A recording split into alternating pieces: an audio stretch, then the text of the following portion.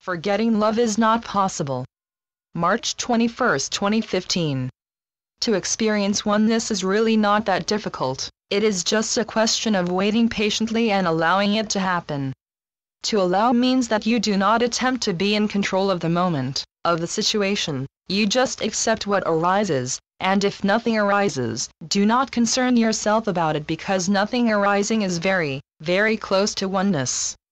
Oneness is a state of alert attention, a state in which you observe your feelings, your thoughts, your environment, noises and smells, people or things passing, but do not engage with any of them so that you are always ready for and aware of the next thing, thought, feeling, or sensation that arises in this now moment, the only moment that has real meaning.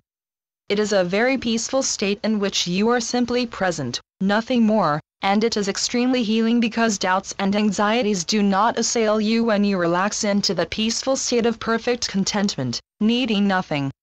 Do not be discouraged by the fact that nothing appears to happen because what happens is of the illusion, it is a distraction from being.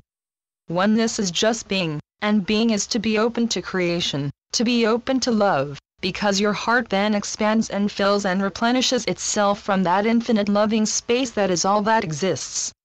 Don't judge yourself, and do forgive yourself for all the judgments you have ever made. When you are forgiven you know that you are free, but only you can forgive yourself. Another's forgiveness can be pleasing, satisfying, but the only real forgiveness is your own to yourself. And if you have not forgiven yourself, you cannot truly forgive anyone else. There is always a holding on to the offense or hurt that you are attempting to forgive.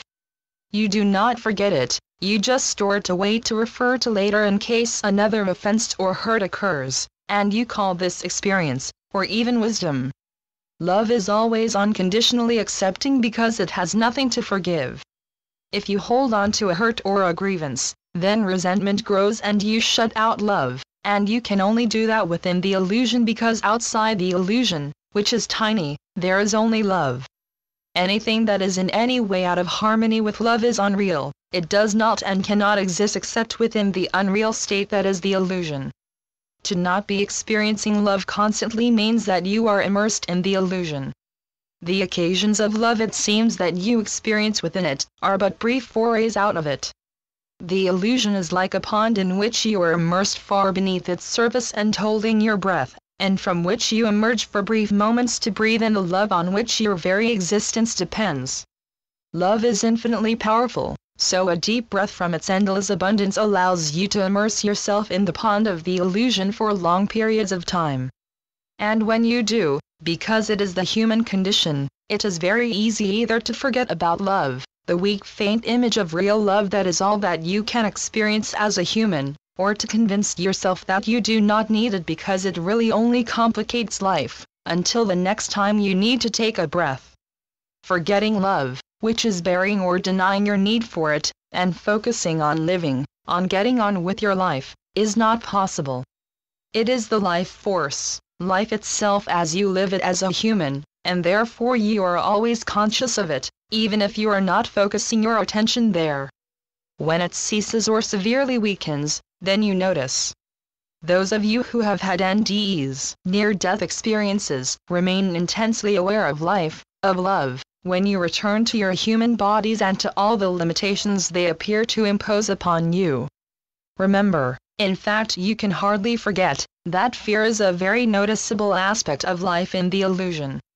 This is because separation from God is utterly unnatural, even the thought of it is terrifying in the extreme, and it does seem that you are separated. Thus fear lurks constantly just below your level of conscious awareness, forever ready to come to the surface to fill and freeze your mind and shut you off from love. As most of your experts in human psychology will confirm, you live daily with the fear of death. Why? Because death appears to be the end, the complete termination of existence. No one has ever come back from the dead to prove that there is no such thing, and while life may not be wonderful, to lose consciousness permanently does not in the least appeal to the vast majority of humans. Belief in an afterlife can help, but not if you believe that you could be sent to hell. The only hell you will ever experience is one of your own making, which can indeed be horrific and cause great suffering, but it is unreal. Once you truly forgive yourself, you will become aware that hell is unreal, because through self-forgiveness you open yourself to love and to the realization that as a beloved child of God, who is infinite love, you are forever and eternally unconditionally accepted and loved. With the arrival of that realization, hell, and any images of hell that you may have formed, will dissolve, dematerialize. You have your eternal and uninterrupted existence in reality, within the infinite field of divine love that contains and supports all of God's creation, and outside of which nothing exists because there is no outside. It truly is extremely simple. You exist, you know you do because you are conscious, therefore you are always in the divine presence. This being the case, there is no need for worry or anxiety of any kind, and any that you experience as humans is utterly unreal. However, it seems real as long as you maintain it by focusing your attention on it, and on the illusion that supports the games of separation in which you chose to participate. To free yourselves from the illusion, to disentangle yourselves from it, it is most helpful to quieten your mind, to let go of and disengage from the almost constant but often unconscious flow of thoughts passing through it concerning your life and the illusion as humans. It is generally an ongoing flow of worry, anxiety, and fear about your value, your severely limited value as an individual in a vast system that you feel sure hardly notices you, and how to increase that value and be noticed, perhaps by taking another workshop, another seminar, another degree, another job, another lover. It becomes an almost constant state of worrying and wondering about what to do to improve your market value. But because you are all divine beings, you cannot increase your value in any manner at all. God does nothing by halves, therefore your value is already infinite. Your loving brother, Jesus. Channeled by John Smallman. johnsmallman2.wordpress.com